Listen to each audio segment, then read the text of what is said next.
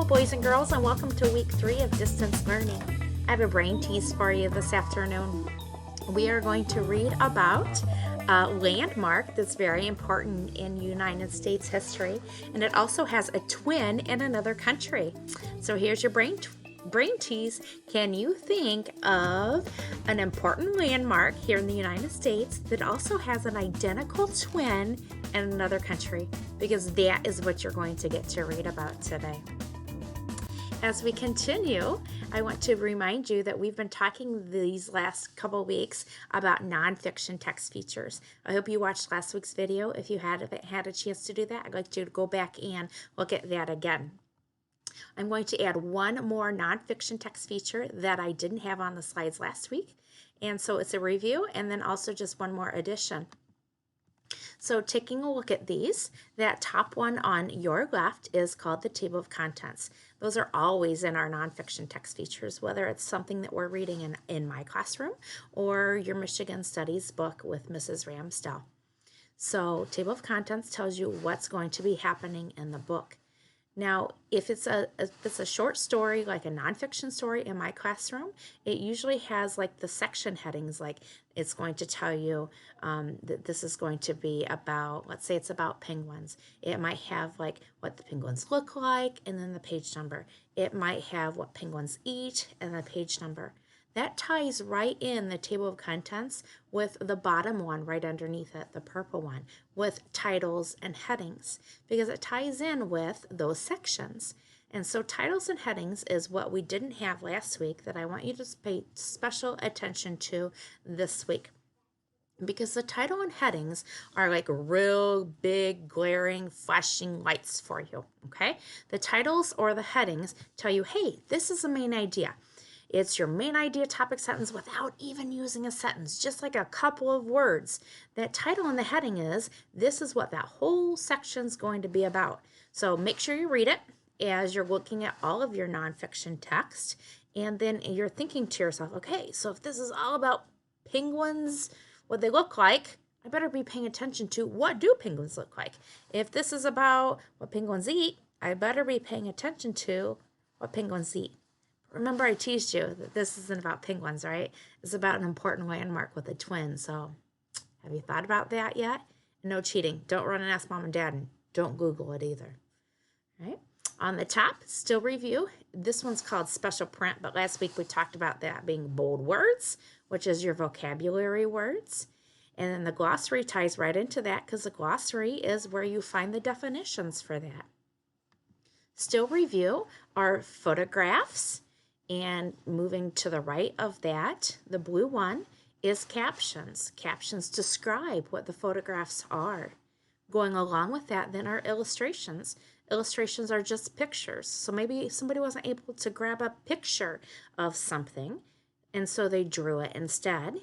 And then labels are, instead of a caption underneath the picture, they just drew and made an arrow or line to specific parts of the picture that they wanted you to pay attention to.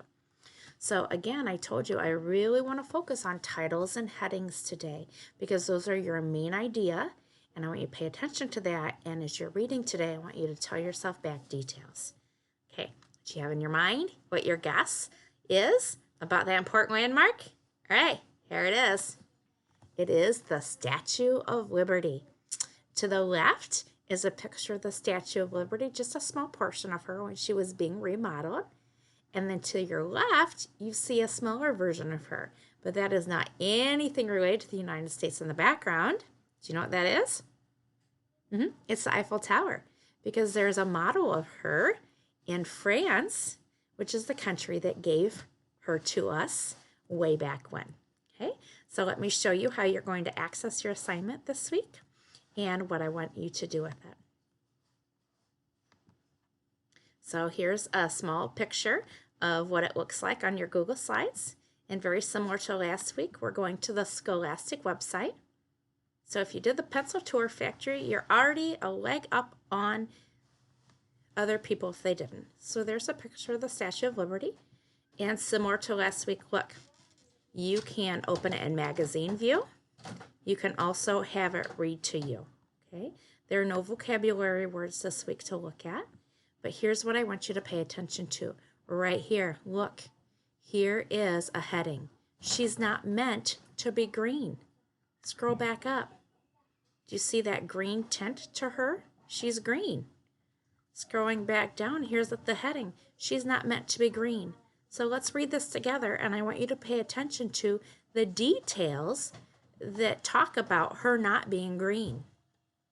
The artist who created the statue wanted her to be covered in gold so she would shine. But copper was used instead. It cost less. When construction started in 1885, the statue was reddish brown, like a penny. About 25 years later, she turned green. That's what happens to copper over time. The green coating actually protects the copper and keeps it from wearing away. So I'm going to stop because that's what I asked you to do, and I'm going to model for you what I'd like you to do. After every section today, just like we practice in my room, I want you to tell yourself back some of the details. All right, so the main idea was she wasn't meant to be green. So I'm looking back here. Why she wasn't meant to be green was they actually wanted her to be gold, but they couldn't do that because it cost too much, so they used copper. And what happens to copper, they said, is that it turns color over time. And so that's why she's green. Right?